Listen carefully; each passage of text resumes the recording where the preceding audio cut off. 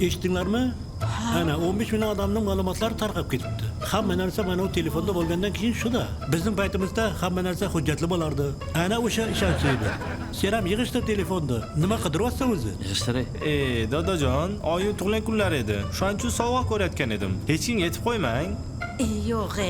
Shu sovg'angni bozorga borib, jonli ko'rib, sotuvchi bilan savdolashib olganing yaxshi emasmidi, o'g'lim?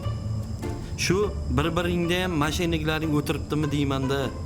Yo'q dadajon, bu yerda mashinliklar bo'lmaydi. Chunki hamma MyID orqali registratsiyada o'tishadi. Xohlasangiz bir chat Telegram orqali, agar xohlasangiz to'g'ridan-to'g'ri aloqaga chiqishingiz ham mumkin. U degani juda ham ishonchli. Voy bolam, baribir ehtiyot bo'lgin. Dadangni gapida ham jon bor. Ha bujon, lekin bu yerda hammasi ishonchli. Ha bujon, menga maktabga kerakli narsalarni o'sha yerdan olganmiz.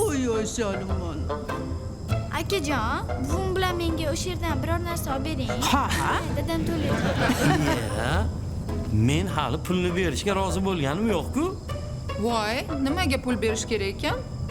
Sening tug'ilgan kuningga surpriz qilib sovg'a olishmoqchi shunga. Bobojon, O'g'lim, hamma hujjatlarni yashirib qo'y. Bizning ham ma'lumotlar tarqab ketmasin.